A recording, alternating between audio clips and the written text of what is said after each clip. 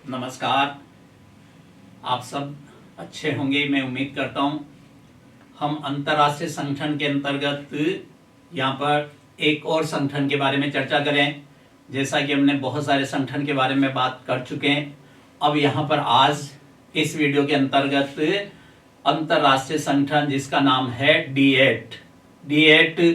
अब आपसे क्वेश्चन पूछा जाता है D8 किस प्रकार के देशों का संगठन है।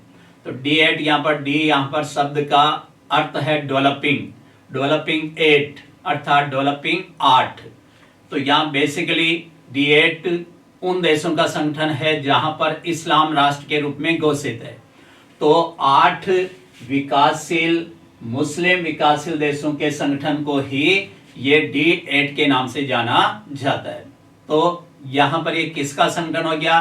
तो मुस्लिम देशों का संगठन है जहां पर इस्लाम शासन लागू है, उन देशों के संगठन को ही D8 के नाम से जाना जाता है। तो 8 मुस्लिम विकासशील देशों का, विकासशील देश है, ध्यान रखिए, डेवलपिंग कंट्री है, ये डेवलप्ड कंट्री नहीं है। क्लियर माइंड में? तो 8 मुस्लिम विकासशील देशों के इस संगठन को ही D8 या डेवलपिंग 8 के नाम से जाना जाता है। ध्यान रखना है, आज इसमें सदस्य संख्या 8 नहीं रही है। सदस्य संख्या आएगी वो मैं आगे बता रहा हूं, परंतु नाम इसका आज भी क्या रहेगा? 8। तो पहले मूल रूप में 8 इसके अंतर्गत सदस्य थे, इसलिए इसका नाम D8 रखा गया है। जबकि आज की तारीख के अंतर्गत अगर आज बात करें तो इनके सदस्य संख्या 9 हो चुकी है। अजरबैजान इसका नया सदस्य, इसके अंतर्गत नया सदस्य बना है। इस कारण से वर्तमान में आपसे पूछा जाए D8 देशों के अंतर्गत सदस्य संख्या वर्तमान में कितनी है, तो वर्तमान में इनकी सदस्य संख्या 9 है। जबकि इस संगठन का नाम फिर भी क्या रहेगा? D8। तो अब यहां पर 8 की जगह हम बोलेंगे 9 मुस्लिम देशों का, ये विकासशील देशों का संगठन है, तो यहां पर फिर भी इसका नाम रहेगा D8। अब इस संगठन के प्रकार के बारे में बात करें, इंटर गवर्नमेंटल आर्थिक सहयोग संगठन है। अंतर सरकारीय इकोनॉमिक आर्थिक कोऑपरेशन के लिए, यहां पर सहयोग के लिए बनाया गया संगठन। इस संगठन के अगर हम उद्देश्य की बात करें, यह संगठन क्यों बनाया गया, तो इस संगठन का जो पहला सम्मेलन हुआ था, इस पहले सम्मेलन के अंतर्गत जो इस्तांबुल के अंतर्गत हुआ था, और वहीं पर इसके उद्देश्यों की घोषणा की गई 1997 के अंतर्गत, जो इस्तांबुल घोषणा के नाम से जाना जाता है, जिसमें इस संगठन के उद्देश्यों के बारे में बताया गया। इस संगठन के उद्देश्यों के अंतर्गत कहा गया है कि संघर्ष के बजाय शांति स्थापित करना, अर्थात देशों के बीच में जो कन्फ्लिक्ट है उसकी जगह पर यहाँ पर शांति से काम किया जाए। दूसरा, टकराव के बजाय संवाद, अर्थात किसी कारण से देशों के बीच में यहाँ पर मतभेद हो रहे हैं तो डायलॉग करके, बैठ करके, आपस में वार्ता करके, संवाद करके उसे निपटाया जाए। तीसरा, शोषण के बजाय सहयोग, अर्थात देश एक दूसरे का एक्सप्लॉयटेशन ना करे, बल्कि एक दूसरे के लिए यहाँ पर कोऑपरेट रहें, कोऑपरेशन के रूप में, उनका सहयोग के रूप में उन्हें साथ दें। तो शोषण के बजाय सहयोग करने के लिए इस संगठन की स्थापना की गई। चौथा, दोहरे मापदंड के बजाय न्याय, अर्थात यहाँ पर जस्टिस करने के लिए इन देशों के अंतर्गत, अर्थात एक दूसरे के लिए दोहरे मापदंड ना अपनाए जाए, बल्कि सबके लिए यहाँ पर न्याय व्यवस्था स्थापित करने के लिए यह संगठन स्थापित किया गया। फिर पांचवा, भेदभाव के स्थान पर समानता, अर्थात देशों के बीच में किसी प्रकार का एक दूसरे के बीच में भेदभाव नहीं होना चाहिए और सभी के बीच में इक्वलिटी हो, ये उद्देश्य के साथ में इस संगठन की स्थापना की गई। छठा रखा है उत्पीड़न के बजाय लोकतंत्र, अर्थात डेमोक्रेसी से यहाँ पर शासन का संचालन किया जाए, जनता के उत्पीड़न ना किया जाए। इस प्रकार की ये 6 उद्देश्यों के साथ में इस संगठन की स्थापना हुई है और ये उद्देश्य 1997 के अंतर्गत इस्तांबुल घोषणा के अंतर्गत बताए गए।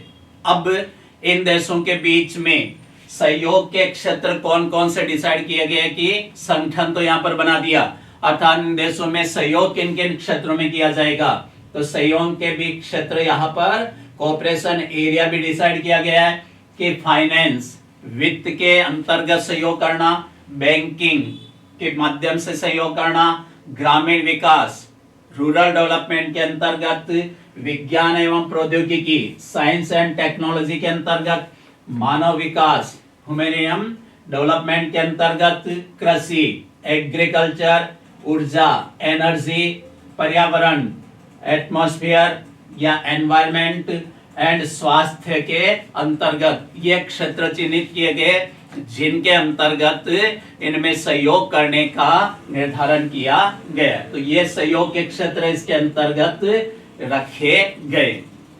अब बात करें इस संगठन की स्थापना कब की गई, तो संगठन की स्थापना 1996 के अंतर्गत इस्तांबुल तुर्की के अंतर्गत इसकी स्थापना की गई। इस्तांबुल तुर्की के अंतर्गत है और तुर्की के अंतर्गत यहाँ पर 1996 में इसकी स्थापना की गई। इसका मुख्यालय कहाँ रखा गया है, D8 का मुख्यालय हेड ऑफिस इसका रखा गया है तुर्की के अंतर्गत ही इस्तांबुल में, जहां पर इसकी स्थापना हुई वहीं पर इसका मुख्यालय रखा गया। तो क्वेश्चन ये भी कि D8 का मुख्यालय कहां पर है, तो इस्तांबुल तुर्की में।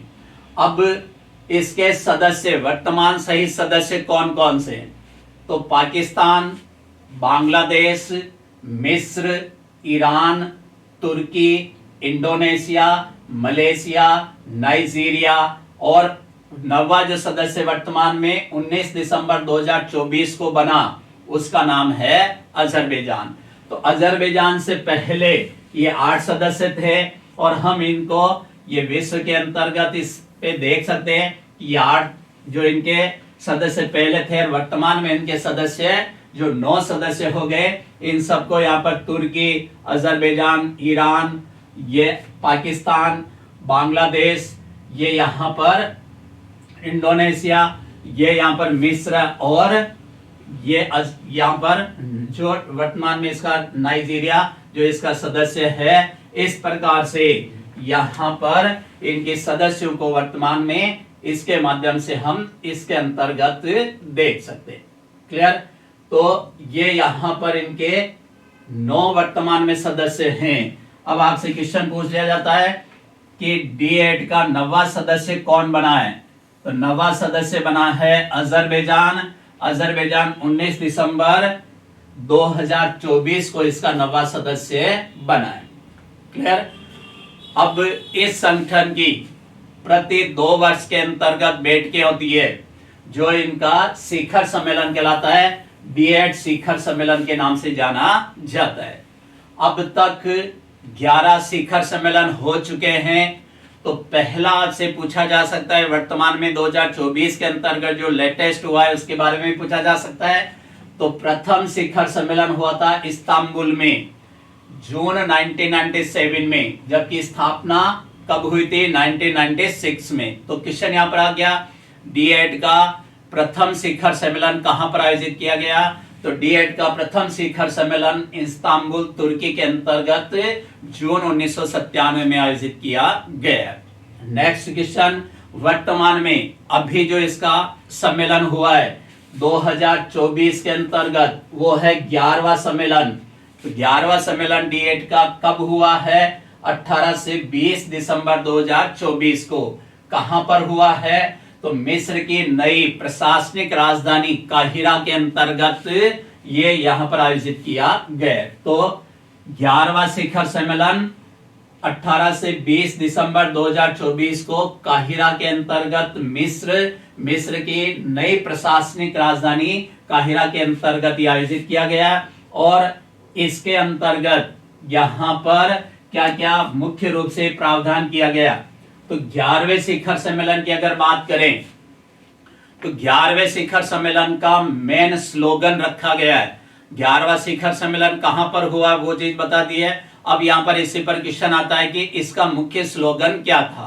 तो 11वें शिखर सम्मेलन का स्लोगन था investing in youth and supporting small and medium enterprises toward shaping the economy of tomorrow, जिसको हिंदी में हम बोल सकते हैं युवाओं में निवेश तथा लघु और मध्यम उद्यमों का समर्थन कल की अर्थव्यवस्थाओं को आकार देने की दिशा में। अर्थात युवाओं के अंतर्गत भी हमें इन्वेस्टमेंट करना चाहिए, साथ ही साथ यहाँ पर मध्यम और लघु उद्योगों के समर्थन करना चाहिए। आने वाले कल का मतलब यहाँ पर आने वाली समय के अंतर्गत अर्थव्यवस्था को आकार देने की दिशा के अंतर्गत ये आवश्यक है। इस स्लोगन के साथ में 11वां शिखर सम्मेलन काहिरा के अंतर्गत दिसंबर 2024 को आयोजित किया गया। 11वें शिखर सम्मेलन की अध्यक्षता किसके द्वारा की गई?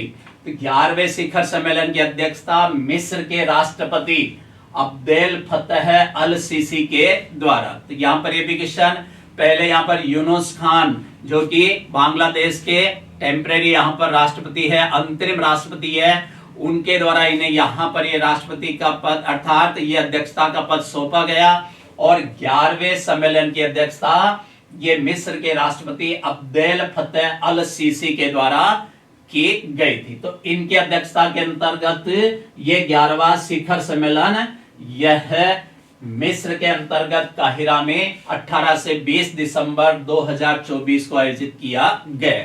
क्लियर? अब आते हैं हर 2 साल के अंतर्गत यहाँ पर यह आयोजन होना है। तो अगला 12वां शिखर सम्मेलन कहां पर आयोजित किया जाएगा? तो 12वां शिखर सम्मेलन 2026-27 में इंडोनेशिया के अंतर्गत आयोजित करने का प्रावधान किया गया। तो D8 का 12वां शिखर सम्मेलन इंडोनेशिया में होगा और वो 2026-27 के अंतर्गत आयोजित किया जाएगा। क्लियर? तो इस तरह से यहाँ पर यह संगठन, इससे रिलेटेड ये जो भी पॉइंट्स ये यहाँ पर छोटा सा और बट करंट से रिलेटेड है कि 2024 के अंतर्गत इससे संबंधित जो सम्मेलन हुआ है ये सारी चीजें इसके अंतर्गत देगी। अब हम इसके बाद में आगे यहाँ पर कैरिकॉम संगठन, उससे संबंध में यहाँ पर चूंकि ये भी बहुत चर्चा में रहा है, उसके बारे में अगले वीडियो के अंतर्गत बात करते हैं। Okay, best of luck.